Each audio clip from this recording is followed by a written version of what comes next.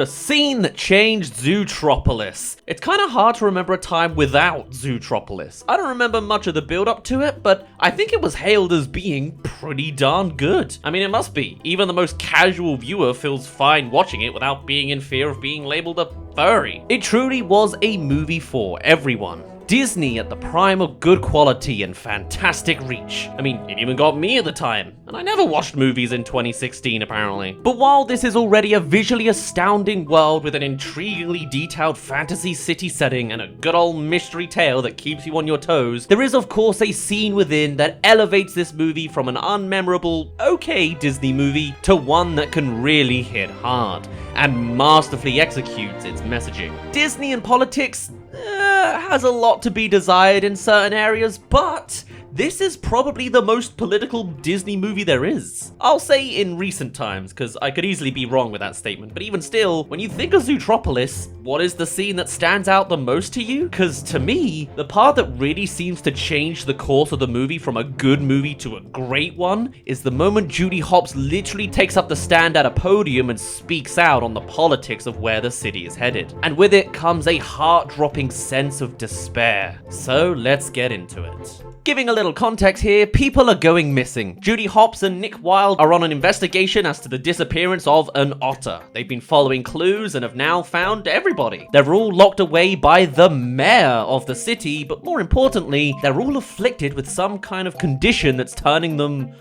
wild again. It's a victory for a mystery solved, but where do the people of Zootropolis go from here, with awareness of this strange condition? Well, the scene opens up with reporters of all shapes and sizes conglomerating at the police headquarters as the chief of police addresses the discovery of all 14 missing animals. And with Judy Hopps being the new recruit who found them all, she is soon to be given a pedestal to speak on the matter, a milestone in her career. She, of course, is nervous about public speaking for the first time. I mean, this is just a basic animation thing, but clearly you could see it with how her ears are drooped behind herself, as opposed to being perked up as they are usually through the movie. While Nick's body posture is the embodiment of calm and casual. So, giving a piece of advice on how to tackle the task, Nick suggests, "You want to look smart, answer their question with your own question and then answer that question." Seems pretty simple.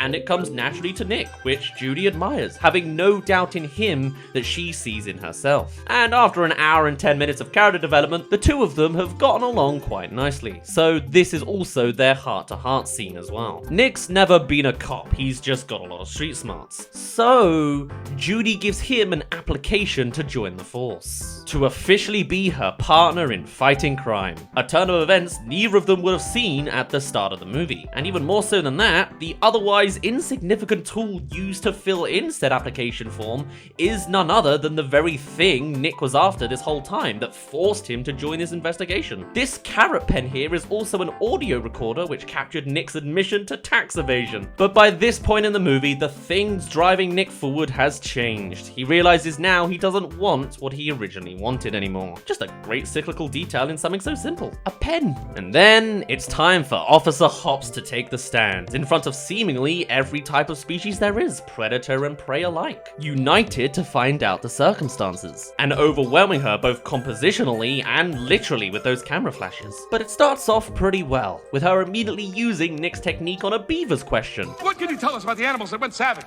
Are they all different species? Yes. Yes, they are. But instead of asking more general questions about the case and where to go from here, all the reporters instead just wish to make a certain connection about the victims. Oh, all we know is that they are all members of the predator family. A decent statement in a vacuum, but certainly a slippery slope with a slimy news sleuth. Or at least those with a certain agenda. I mean, our first speaker was a beaver, a herbivore. The lady who shouts out, Okay, so what is the connection? "We can't tell," but the next guy to speak up? A sheep, another herbivore. So, predators are the only ones going savage. And that is a leading question too. They can see from the evidence they already have that all victims are predators, but to suggest that predators are the only ones suggests there's some kind of immunity to prey, when really there just isn't enough knowledge on how a prey animal would be affected yet. Even still, a leading question encourages you to just agree and say yes, as they are technically correct. Predators are the only ones so far.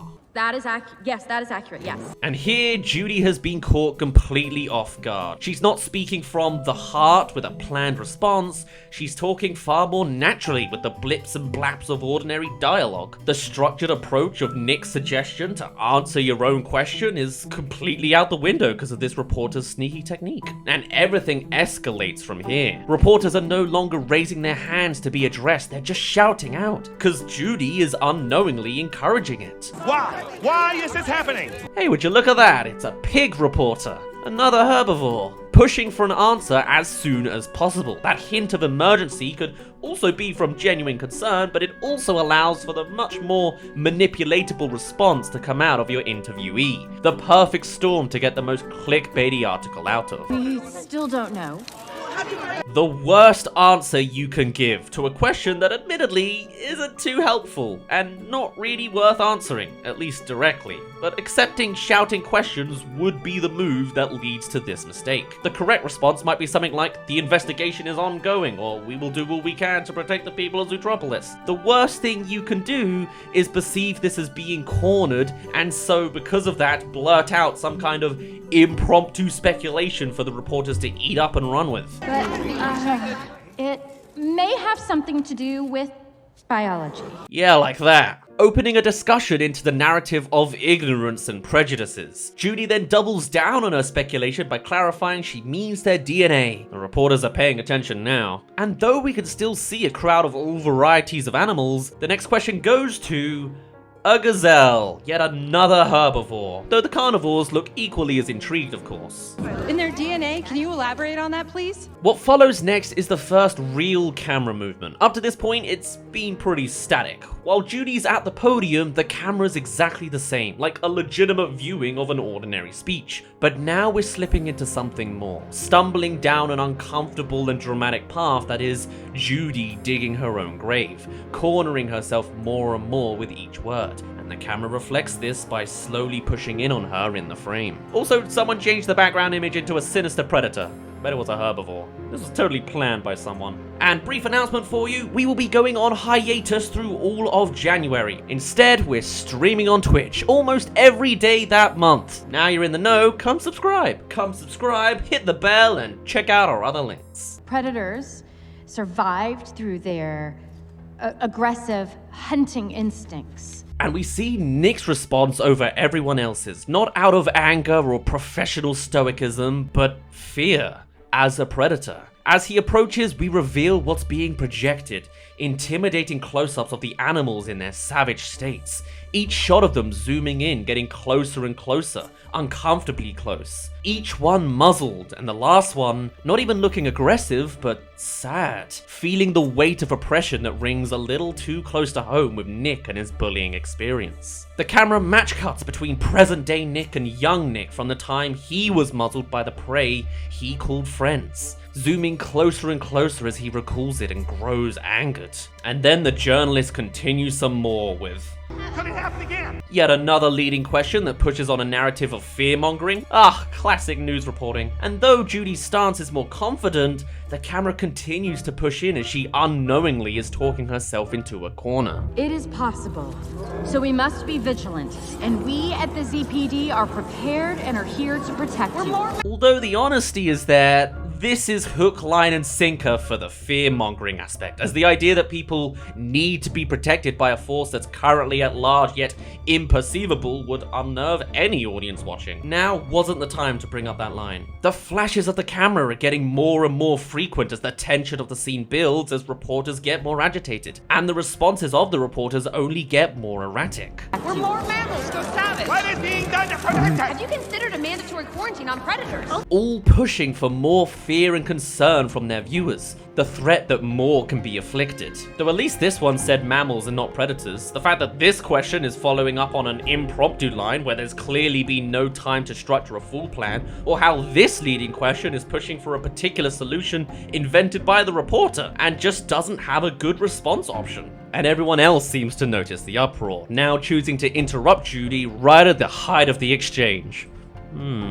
But the tension has somewhat dropped, the camera now much farther away from the podium. and Judy is escorted away, with the dark wave of the journalist still pressing on half of the frame. Their influence and negative conclusion is one that will follow Judy Hopps and Zootropolis over the next few weeks. And now, coming back to Nick, the context has changed. She arrives at him with the camera at her height, Nick's head entirely cut off, completely oblivious to his expressions, until we finally cut around to it. Oh, I think you said plenty.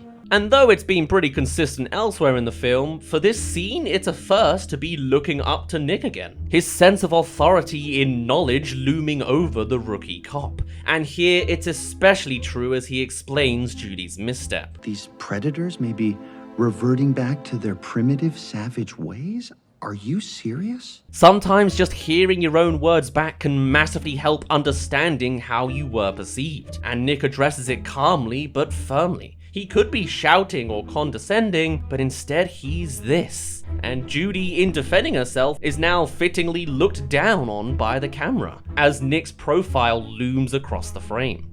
I mean, it's not like a bunny could go savage. Even just the word choices in this situation, savage, has such connotations to spark fear and prejudices. Anyway, this is an easy skip in logic as we covered before, but it comes from a source of ignorance, something anyone can fall into the trap of. To see it covered in a Disney movie like this is pretty damn impressive. Right, but a fox could, huh?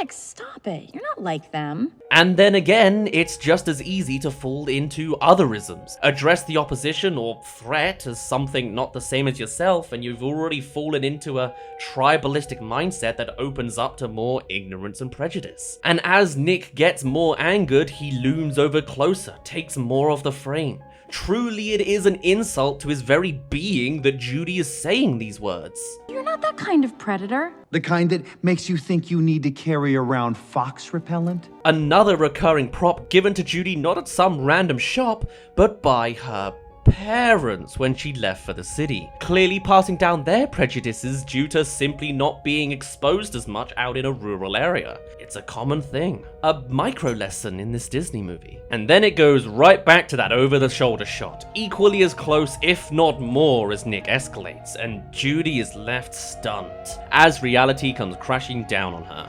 Do you think I might go nuts? You think I might try to eat you? This is admittedly pretty weak. It's like my least favorite part of the movie. Bit over the top, but even still, some camera work here. You don't see the repellent behind Nick's claw. And just like that, Nick reverts to his earlier ways and leaves. Despite going so far as to actually fill out that application form earlier, though he did admit to being arrested before, and then scribbling it out. Still, Judy is left all alone with her revelation, and Nick exits through the bloomingly lit outdoors, out of bounds and unreachable, especially with the physical barrier being formed by the remaining herbivore reporters, all still pushing their narrative of antagonizing predators, even when saying they're a friend. We can't even trust our own friends? And despite any attempts to backpedal, the city of Zootropolis is shifted from this one interaction. It started off bright and blooming, and slowly this gloom was cast over it, and draining the color of the scene with it. And now, predators are actively discriminated again, and an air of unease looms over everyone. There are more maulings, protests for peace from Shakira the gazelle. Go back to the forest, predator! I'm from the savannah. I don't think I need to point out the bits there, and Judy is left in the middle, literally powerless to stop the feud, quite literally with this shot. This is not the Zootropolis I know. The Zootropolis I know is better than this. This has become bigger than herself, and even the most normal of activities becomes a source of fear and prejudice, and eventually oppression. This is an incredibly mature direction for the movie to go. It starts with a slippery slope anyone could fall into, and leads to an influence that affects the trajectory of this world. The assistant mayor becomes the mayor, the reception guy is hidden away to scare less people, and Judy decides to full-on retreat back home to get her head straight. And eventually she does. But the true cause of it really comes from the small sense of ignorance and prejudice, some slimy journalists and not paying attention to the guy at the start and jumping to conclusions. Listen, we still don't know why this is happening. It could destroy Zootropolis. You have the right to remain silent. Whatever the case, this was the sad turning point that made this film change from a good film to a great one. It's a real mature message wrapped in a fantastically digestible way for children, and when I watched it for the first time, I was uncomfortable. It can make something in your stomach just sort of turn in reaction to how badly things can go, and that is something I don't think Disney has truly replicated since in their movies. But hey, at least it gives us that satisfying resolution in the end. We get our answers, see it's a targeted, methodical thing, and all threats and prejudices are dropped. At least on the surface. This was incredibly political, but executed brilliantly. This is what we get when the best of Disney come forwards. And I look forward to the next scene that resonates with me like this one. Talk about memorable. For now though, my name's been Dazz, you didn't really care, and I'll see you in a bit.